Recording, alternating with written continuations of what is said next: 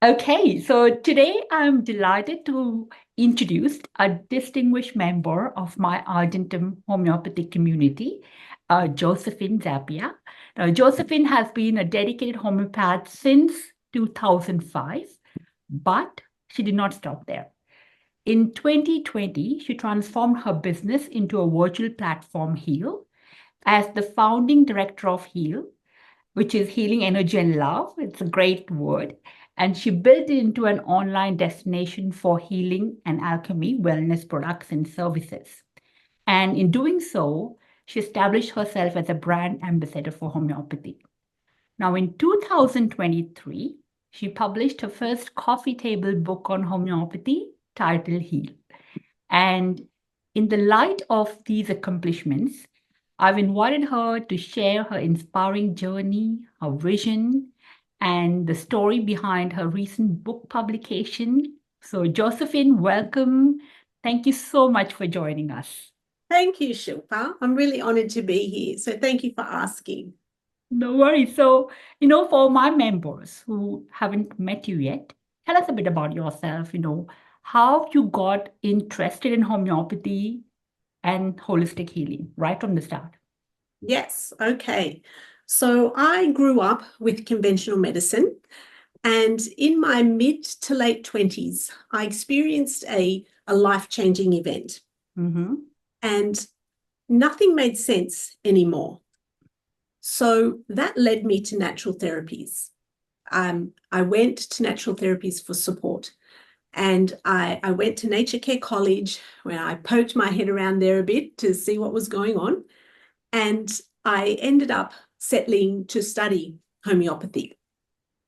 And I now see that entire event, that entire experience, I see that as divine intervention, like Mm-hmm. something needed to change. Wonderful. So, Josephine, I remember you when I was teaching in a naturopathic college in nature care, homeopathy. I think it was year four. That's when I met you for the very Yes, first time. yes, yep. And I remember this quiet girl sitting in there as a homeopathic student. And then I've, seen you through your journey and now today becoming the brand ambassador for homeopathy. Tell us, what was it like? Was it an overnight thing? Not really. So tell us, for people who are just taking their first step into homeopathy, what is it like? What was the journey? I I never really thought of myself as a homeopathic ambassador. So thank you for saying that. The journey I've been using homeopathy for over 20 years now, and writing the book was a big part of the journey. But prior to that, I would write articles for media publications such as Balance the Grind, Body and Soul, Swish, Rescue, Thrive, Wellbeing, and this was viewed for hundreds and thousands of visitors. So that was pretty cool. Wonderful. So, Yeah. Josephine, there are homeopathic students. I've seen so many of them. They come out of the college and they sort of get into their practices or they struggle for years and some give up, unfortunately, but there are some who pursue. But you've gone on to go on and, make yourself out there, become that sort of a voice in so Yes. many ways. You've been modeling for certain products, you've been writing regularly, you've now got the book. So, what is it that's driving your passion for doing this and being out there? Are there some key moments that really solidified your dedication in this field? You're right. I am really passionate about it. It's a way of life for me now. Like it's my not negotiable. Like I I don't see it as alternative. Like for me, it is the medicine. And alongside homeopathy, I like to use other modalities that complement homeopathy. So, kinesiology, shamanic medicine is one of my favorites. Nutrition, of course, um, lymphatic drainage, massage, meditation, body work, breath work. I mean, anything that works with the body, anything that takes us within. it's everything for me. So, Josephine, of all my students that I've seen through Nature Care and ACNT and other colleges, you would be the very first one who thought of writing a coffee table book for homeopathy. But this was a very innovative concept. Tell me about it. What was the story behind it? What inspired you to write this book? I realized that not everyone really knows what homeopathy is. Like they have a vague idea. They know it's natural medicine. They may have dabbled in first aid remedies before.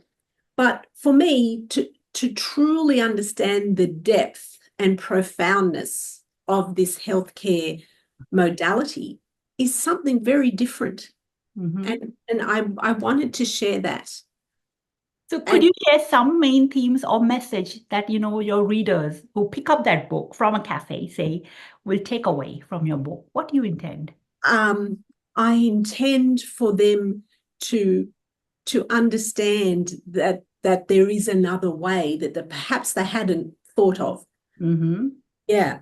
And the depth of it, the profoundness of it, as much as I could put in one book as well. When you were writing this book, what was some of the biggest challenges that you faced? And, through that whole conception to the delivery of that book, talk about that. It was challenging to differentiate materia medica and my personal knowledge, I Mm-hmm. found. And I really needed to make that clear before we hit print and the book was published. Give me an example. Like, what was the difference? Well, materia medica is materia medica. So, but it crosses over into our knowledge because that's what we study. Yeah. So, but I was very conscious of not having it copyrighted and making it as my knowledge. So that was tricky. Mm-hmm. So what did you do to overcome that? The materia medica, I displayed it different, the graphics differently in the book. So it was very visually different. Mm-hmm. And then made sure everything was referenced properly as well. So that's very interesting because when a book, a Materia Medica book, a homeopath reads it and understands it as a way of prescription, and when a lay person reads it and understands it, there is a very significant difference. And I understand this book is written for lay people who have not really, might have heard about homeopathy, but don't really know. So tell me about the graphics and what did you intend the reader to take away from that understanding of a remedy, say, they see in a book? I intended them to take away, say it was a plant medicine. Mm-hmm. So what does that plant medicine do in homeopathic knowledge? Yeah. Perhaps they hadn't realized that a certain plant like chamomilla was medicinal. So it's really at the core basics level. Yeah. That's important because when I teach my students, when they go out there and, put themselves out there as practitioners, and they have to track clients, express themselves, or stand up for their homeopathy and, become the person that they want to really take in clients. I tell them, take some classes, go out and speak with people, go out and help them understand what it's about. And I love this concept of making a book, some sort of a book, which is again a way of you speaking to your clients, even without you being there. And this book will spread your word and spread and that's a great leverage. So that was wonderful, Josephine. And I really, really appreciate it. And I think it will inspire other people to put things out there in their own way so that, there are so many ways of how you can put your homeopathy out there to lay people. Yes. So if I have to ask you, what were the lessons that you learned from your journey so far? And, you think others could take in, what would you say? What tips, what advice would you give budding homeopaths, say 20 years back? Yeah. Josephine that was just out of college, what would you give that Josephine advice? I would say the lessons for me, it's important for me to have a strong connection with my interactions. As homeopaths, we know that the interaction between healer and patient needs to be strong for the energy transmission. And I know different homeopaths put different percentages of effectiveness on this. I would say for my experience, it's at least 50% of the time. Mm-hmm. And you would know this, Shilpa, from some of our conversations. We've had some epic conversations. And it would leave me afterwards thinking, oh, what remedy did she tell me to take? Oh, or do I even need to take it? Like, I feel good. And I know I feel better now than what I did when I entered the consultation. So it would leave me wondering, do I really need to take the remedy? And, you know, when someone feels safe and they feel seen, heard, held in the space, Mm-hmm. the healing transmission is incredible. And it's not lost on me.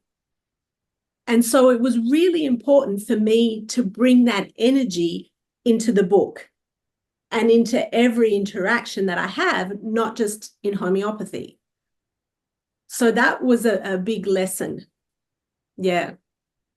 That's deep, Josephine. So it's about you being able to become a practitioner that creates that sort of a safe space for the Yes. client to be in, for the prospective person who is looking for healing to actually take away, not just from your book, but also from your consults, also from your interactions. And if homeopaths can imbibe that and create that space for their clients and themselves, that would be something.